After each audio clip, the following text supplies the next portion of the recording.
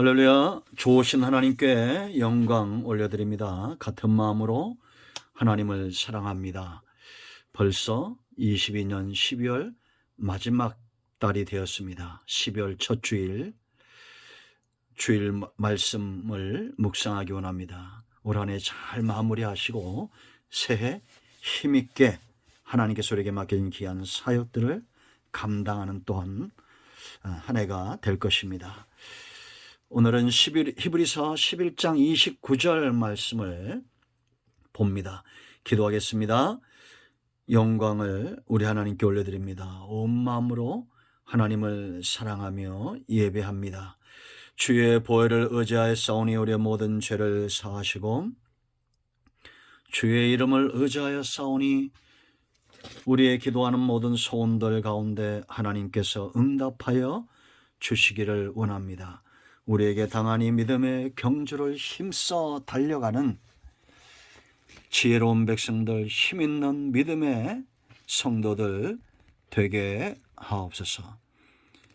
오늘도 말씀하실 하나님을 기다립니다. 종을 낮추시고 겸손하게 하시고 오직 말씀에 도구만 되게 하시며 우리 앞에 달렸던 이 허다한 믿음의 경주를 감당했던 우리의 선조와 이 증인들의 신앙이 우리 가운데 고스란히 은혜가 되고 체험되어지기를 원합니다. 성령 하나님 충만하게 우리 가운데 역사하셔서 눈을 여시고 귀를 여시고 마음을 열어 주시옵소서. 예수님의 이름으로 사모하며 기도합니다. 아멘. 자, 29절 보세요. 믿음으로 그들은 홍해를 육지같이 건넜으나 애굽 사람들은 이것을 시험하다가 빠져 죽었으며. 29절 한 절만 봅니다. 이스라엘의 믿음에 대해서 이제 우리가 2시간에 걸쳐서 살펴볼 텐데요. 여러분, 우리 앞에 이 족장 시대를 살았던 사람들, 그런가 하면 이제 우리가 오늘 볼 이 모세와 이스라엘의 신앙의 선배들, 우리가 지난 시간에 모세의 믿음에 대해서 살펴왔습니다. 여러분, 힘있게 우리 앞에 달려갔던 우리의 믿음의 선조들을 우리가 안다는 것, 믿음에 선다는 것, 놀라운 축복입니다. 우리 앞에 이 당한 믿음의 경주를 피할 수 없다면 우리는 최선을 다해서 달려야 할 것입니다. 월드컵이 지금 진행되고 있죠. 선수들의 그 놀라운 모습들을 우리가 보고 있습니다. 기적도 많이 일어나고 또한 좌절하는 그런 팀들도 있죠. 그러나 저들의 생애가 저 축구 한 경기로 끝나지 않습니다. 마찬가지입니다. 우리가 믿음의 경주를 감당하면서 때로는 원치 않는 결과를 얻을 때도 있고 넘어질 때도 있을 겁니다. 일어나면 됩니다. 달려가면 됩니다. 우리 앞에 있었던 수많은 넘어지며 달렸던 신앙의 선조들이 있죠. 그들 가운데 온전한 삶을 산 사람은 없습니다. 그러나 그들 모두는 다시 일어나 달렸습니다. 하나님은 우리의 믿음의 가치를 정하시는 분입니다. 매겨주시는 분입니다. 물건값을 주인이 정하듯이 우리의 믿음은 하나님에 의해서 평가되는 것입니다. 오늘 여러분 이스라엘의 믿음을 보세요. 무엇을 이야기합니까? 그들이 하나님 앞에 행했던 많은 것들 가운데 이 홍해 사건을 이야기합니다. 믿음으로 그들은 홍해를 육지같이 건넜으나 애굽 사람들은 이것을 시험하다가 빠져 죽었다라고 말합니다. 자, 여러분, 홍해 사건을 우리가 기억합니다. 출애기 14장을 보면 홍해 앞에서 이들은 원망했죠. 애굽에 매장지가 없어서 너희가 우리를 광야로 이끌어내어 죽게 하느냐라고 원망하고 불평합니다. 14장 12절 말씀 보면 우리가 애굽에서 당신에게 이런 말이 이것이 아니냐 이르기를 우리를 내버려 두라. 우리가 애굽 사람을 섬길 것이라 하지 아니하더냐. 애굽 사람을 섬기는 것이 광야에서 죽는 것보다 낫겠노라. 낯설지 않은 원망이죠. 우리도 여러분 신앙생활 하다 보면 이렇게 노골적으로 원망할 때가 있습니다. 저도 그런 경험 있고 많이 보았습니다. 하나님 믿는다고 되냐? 주일날 교회 간다고 뭐 일이 잘 되나? 우리가 하나님 앞에 헌신하고 11주 생활한다고 마켓에도 열려지냐? 온갖 비아냥 소리를 들으면서 우리는 때로 넘어지기도 하고, 그러나 우리는 다시 일어났죠. 그런데 여기서 중요한 것은 하나님께서 이스라엘의 이 홍해 앞에서의 이 사건을 믿음으로 여기셨다라는 겁니다. 그들은 원망과 불신앙을 극복했고 마침내 홍해를 건넜으며 그것을 시험하던 바로는 죽었습니다. 그러므로 여러분, 바로를 누가 죽입니까? 홍해를 건넌 자가 바로의 그 권세를 꺾는 겁니다. 이 사탄의 역사 누가 꺾을 수 있습니까? 홍해를 지나야 됩니다. 온갖 악한 영들의 역사, 육성을 타고 역사하죠. 하나님이 이들을 이끌어내고 홍해에서 광야에서 실험하는 것이 무엇이에요? 그들의 육성을 연단시키는 거죠. 이제 여러분, 홍해 앞에 이 상황을 잘 보세요. 뒤에서는 바로의 군대가 완전 무장하고 철병거 600대 철병거를 끌고 잡고자 달려옵니다. 앞에는 홍해가 가로막혔습니다. 그리고 사방 양쪽은 좌우는 믹돌입니다. 이게 절벽이라는 겁니다. 바다와 믹돌 사이에 갇혔다라고 이렇게 바로와 애굽의 신하들이 말할 만큼 그들은 사방으로 꽉 막혀 있는 그런 환경 가운데로 들어갑니다. 갇힌 바 되었다. 바로가 볼 때 이스라엘은 홍해 앞에 광야에 갇힌 바 되었어요. 이럴 때 여러분, 우리는 원망하지 않고 불평하지 않고 어떻게 이 모든 문제를 해결할 수 있을까요? 정말 심각한 문제는 적이 아닙니다. 불신앙이죠. 우리가 이미 보았기 때문에 알 겁니다. 홍해가 어떻게 갈라졌고 어떤 역사들이 일어났는지. 우리 여러분 잘 진단해야 됩니다. 많은 문제들이 일어날 때 과연 정말 심각한 문제는 무엇인가? 내 불신앙인가 아니면 그 문제인가? 100% 열이면 열 전부 믿음 없음에서 시작이 되죠. 그럼 여러분, 우리가 이런 상황이 올 때 사방이 우겨쌈을 당하고 우리 안에서 이 내면의 불신앙들이 독버섯처럼 자라날 때 어떻게 이것을 극복해야 합니까? 세 가지입니다. 가장 첫째는 하나님의 의도를 알아야 돼요. 왜 하나님이 홍해로 이끌어 오셨는가라는 겁니다. 그리고 바로의 마음이 그 마음을 움직여서 더 완악하게 만들고 이스라엘을 쫓아오게 만들고 좌우는 믹돌이고 절벽이고 앞에는 홍해고 이런 상황으로 인도하신 분이 분명한 것은 하나님이죠. 그렇다면 뜻이 있을 거 아닙니까? 꼼짝할 수 없는, 내 힘으로 아무것도 할 수 없는 그런 지경으로 몰아오실 때에는 하나님의 의도한 바가 있을 겁니다. 고린도전서 10장 1절과 2절에 이 홍해 사건을 뭐라고 말했다고 그랬어요? 세례 사건으로 이야기하고 있습니다. 세례받은 사건. 그러므로 하나님은 이스라엘 백성들을 광야로 이끌어가기에 앞서서 제일 먼저 무엇부터 하신 겁니까? 홍해로 그들을 구원시키고 대가를 지불하고 먼저 홍해로 이끌어온 거예요. 그냥 이들이 애굽에서 나오지 않았다고 그랬죠. 유월절 어린 양의 피를 의지하여 살았습니다. 구원받은 겁니다. 저와 여러분도 마찬가지입니다. 이 순서를 잘 기억해야 됩니다. 그래야 우리가 영적인 혼란 가운데 빠지지 않아요.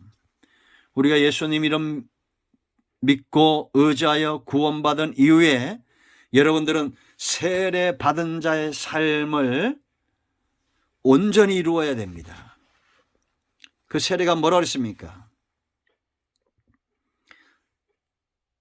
내가 의지하는 것들에 칼을 댄다고 그랬죠. 창세기 17장에서 하나님이 아브라함과 사라 사이에 아들 이삭을 주기로 이미 계획하고 있는데 아브라함의 육성이 살아있어서 이 환경 속에서 여러분 아브라함이 사라를 탓하죠. 사라는 아브라함을 탓하죠. 그 잘못된 겁니다. 누구의 문제입니까? 그들 본인 스스로의 문제입니다. 불신앙의 문제지 절대 환경의 문제가 아니라고 말씀드렸죠. 아주 육성이 살아있는 거예요. 그래서 하갈을 취해서 이스마엘을 낳습니다. 결국 어떻게 됩니까? 하나님의 인도를 따르는 삶 가운데 걸림이 되죠. 그래서 하나님이 13년 동안 잠잠하시다가 17장 1절에 너는 내 앞에서 행하여 완전하라 그러면서 할례를 행하게 합니다. 아브라함이 의지했던 그 육성에 칼을 대는 거예요. 그래야 이 육이 죽어야 하나님이 이끄는 대로 잘 갈 수가 있는 겁니다. 여러분 광야길은 험난한 길이죠. 원망과 불평이 안 나올 수 없는 그런 환경입니다. 그런데 그런 환경이 문제가 아니라 뭐가 문제예요? 내 안에 불신앙이 문제예요. 육성이 살아있기 때문입니다. 그러므로 이 육을 죽이는 사건이 바로 세례받은 겁니다. 우리가 여러분 로마서 6장에서 세례에 대해서 잘 가르치고 있다고 그랬죠. 세례는 뭐라고 그랬습니까? 그리스도 합하여 내가 십자가에서 죽은 거예요. 내 육성이 죽은 걸 말하는 겁니다. 그래야 새 생명 가운데 거닐 수가 있다라는 겁니다. 광야의 생명의 길을 볼 수 있는 사람, 광야의 길을 내시는 하나님의 인도에 순종하는 사람 누굽니까? 세례받은 자입니다. 그러므로 여러분 지금도 내가 의지하는 육성에 칼을 대지 못하는 사람들, 성부와 성자와 성령의 이름으로 세례를 준다고 그랬죠. 성부 하나님이 싫어하는 것, 세상과 벗된 것, 성자 예수님이 싫어하는 것, 예수 그리스도가 나타나시면 마귀를 멸하랍니다. 사탄을 이롭게 하는 것. 성령의 소욕은 육체의 소욕을 거스린다 그랬습니다. 성령 하나님이 싫어하는 것들에 철저하게 칼을 대는 거예요. 세상과 벗하지 않고 마귀를 이롭게 하지 않고 육체의 속을 쫓아 살지 않고 우리가 그렇게 하나님 앞에서 세례받은 자로 행할 때에 광야가 쉽게 열리는 겁니다. 광야의 길이 있어요 없어요? 있잖아요. 앞에 구름기둥이 있고 불기둥이 있습니다. 그것을 누가 쫓아갑니까? 육성이 살아있는 사람들은 문제만 생기면 원망과 불평합니다. 나중에는 은혜도 박한 식물이라고 말합니다. 그죠? 우리가 그런 지경까지 가지 말아야 됩니다. 세례 받으십시오. 하나님은 세례받은 자들을 이끌고 광야를 지나 가나안 땅으로 들어가는 겁니다. 불신앙 극복 두 번째, 오직 한 길밖에 없어요. 불신앙을 극복하는 길은 오직 믿음에 서는 길 외에는 없다. 다른 길은 없다라는 겁니다. 홍해가 문제가 아니라 그랬죠. 바로의 군대가 문제가 아닙니다. 내 앞에 있는, 내 안에 있는 이 불신앙이 문제예요. 그러므로 우리는 기도할 때마다 내 믿음 없음을 불쌍히 여겨달라고 기도해야 됩니다. 아멘. 여러분,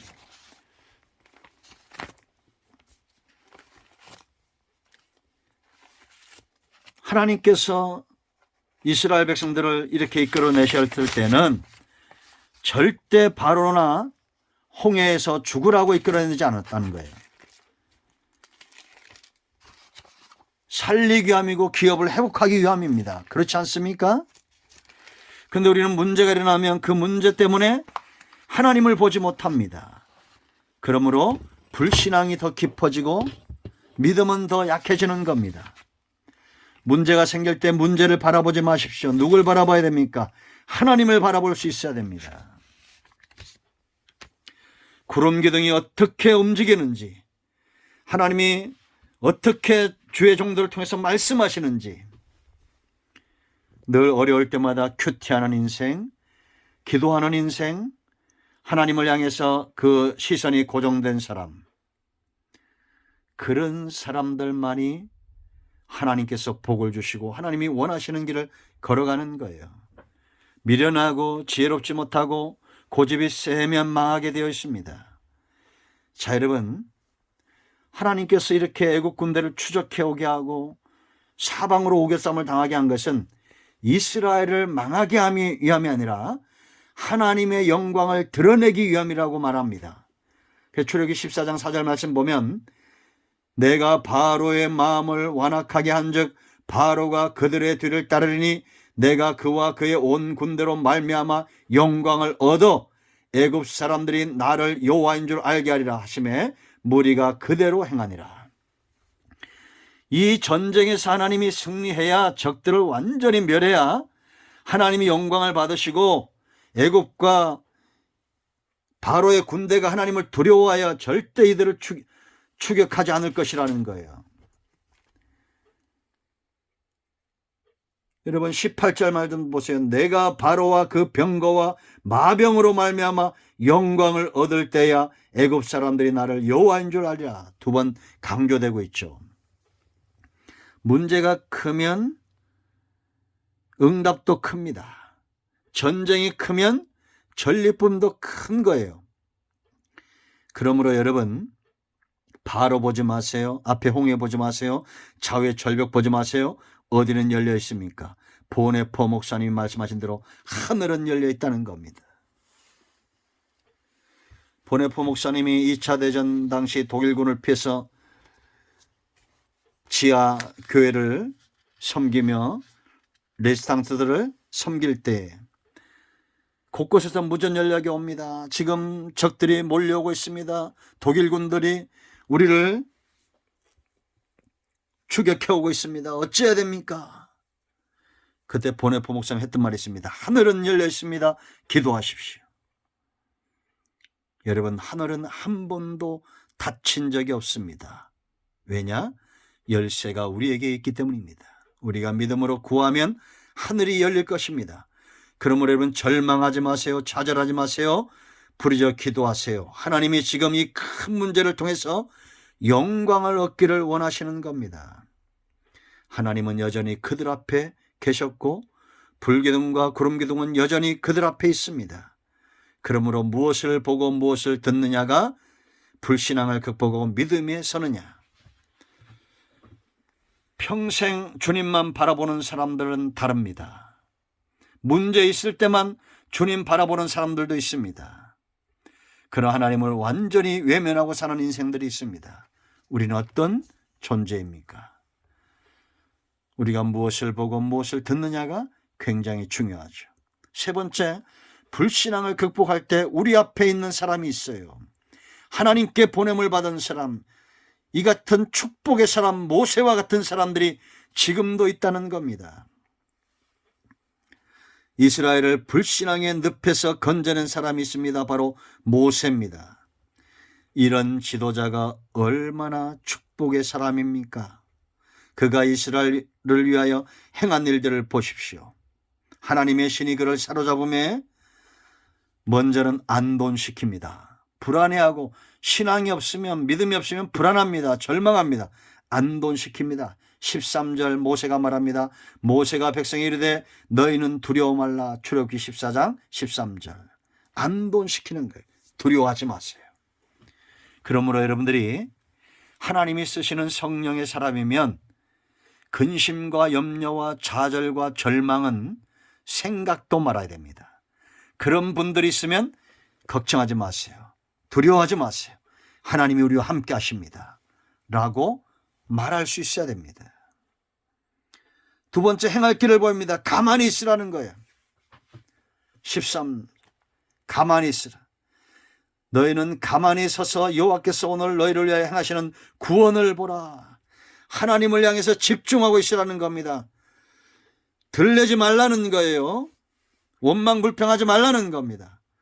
확신을 줍니다. 하나님께서 너희를 위하여 싸울 것이다. 이런 담대한 믿음, 물론 연단받은 모세의 입에서 나오는 거죠. 저와 여러분도 누군가에게 확신을 주는 존재가 되어야 될 줄로 믿습니다. 그리고 그들 앞에 서서 하나님을 향해서 기도합니다. 얼마나 빨리 응답이 옵니까? 왜? 문제가 크고 곧 적들이 들이닥치기 때문에 하나님의 응답이 15절에 바로 오죠. 여호와께서 모세에게 이르시되 너는 어찌하여 내게 부르짖느냐? 이스라엘 자손에게 명령하여 앞으로 나가게라 라고 말합니다. 여러분, 모세와 같은 사람은 문제를 해결한 사람이 아니라 불신앙의 늪에서 믿음의 대로 이끌어내는 믿음의 사람입니다. 사람이 어떻게 이 문제를 해결합니까? 하나님이 하셔야 됩니다. 우리는 모세처럼 하나님과 백성 사이에 서서 은혜의 통로, 복음의 통로, 축복의 통로가 되어야 됩니다. 자, 여러분, 우리 앞에 홍해가 있습니다. 좌우에 절벽입니다. 뒤에는 적들이 쫓아옵니다. 어디만 열려 있습니까? 하늘만 열려 있습니다. 코로나의 위협이 있고 독감까지 아주 기승을 부리고 우크라이나 전쟁 때문에 금리는 올라가고 물가는 자꾸 요동칩니다. 올라갑니다. 사방이 막혀 있습니다. 이제 무엇을 해야 됩니까? 여러분, 안심하십시오. 하나님이 우리와 함께 하십니다. 함께 기도합시다. 하나님의 때 반드시 어둠은 물러가고 새벽이 올 것이며 구름이 아무리 많이 껴도 태양은 저 뒤에 있듯이 하나님은 여전히 우리의 여호와, 전능하신 하나님입니다. 아멘. 기도합니다. 예수님의 이름으로 의지하여 기도합니다. 이 말씀대로 되게 하옵소서. 어둠이 깊어지고 있습니다. 세상 곳곳에서 주변에 원망과 불평의 소리들이 커지고 있습니다. 좌절과 낙담과 한숨의 소리들이 깊어지고 있습니다. 여호와, 우리 하나님, 전능하신 여호와여, 이 백성들을 하나님 기억하여 주시옵소서. 아브라함의 언약을 기억하시고 다윗과 우리 주님 예수 그리스도 세계 속에 있는 모든 구원받은 백성들의 삶을 위로하시고 우리의 사역을 능력 있게 하시고 이 모든 위기에서 건져내시옵소서. 우리 가운데 마음이 상한 자, 병든 자 치유하시고 회복시켜 주시기를 원합니다. 예수님의 이름으로 사모하며 축복하며 취하며 기도합니다. 아멘.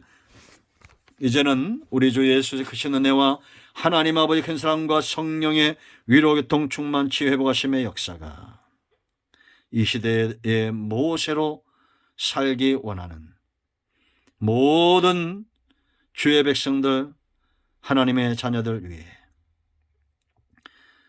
영상을 접해 사모하는 모든 하나님의 백성들 위해 이 나라의 민족이 이제부터 영토록 함께 있을지어다. 아멘. 할렐루야. 응답되었습니다. 오늘도 응답이 여러분에게 임하였습니다. 아멘.